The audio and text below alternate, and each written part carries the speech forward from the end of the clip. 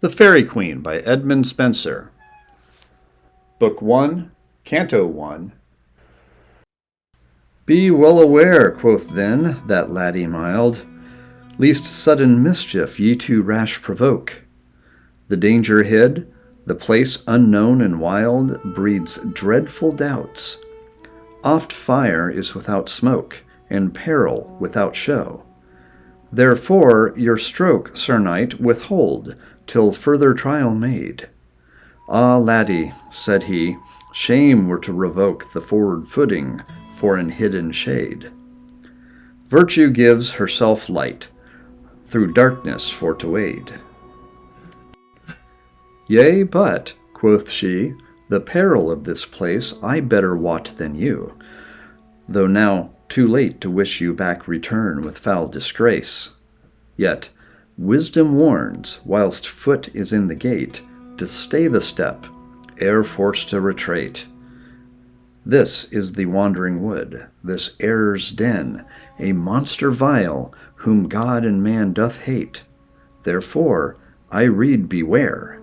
Fly, fly, quoth then the fearful dwarf, this is no place for living men.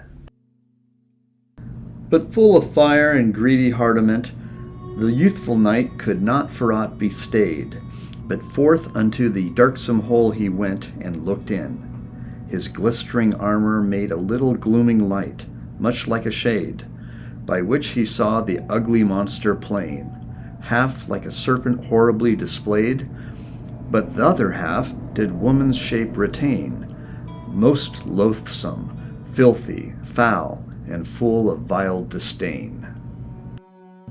And as she lay upon the dirty ground, her huge long tail her den all overspread, yet was in knots and many bouts upwound, pointed with mortal sting.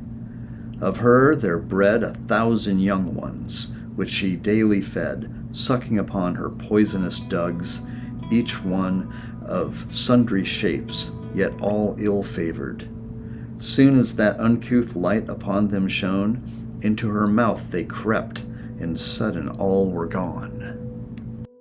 Their dam upstart, out of her den afraid, and rushed forth, hurling her hideous tail above her cursed head, whose folds displayed were stretched now forth at length without entrail. She looked about, and seeing one in mail armed to point, sought back to turn again. For light she hated as the deadly bale. I want in desert darkness to remain, where plain none might see her, nor she see any plain.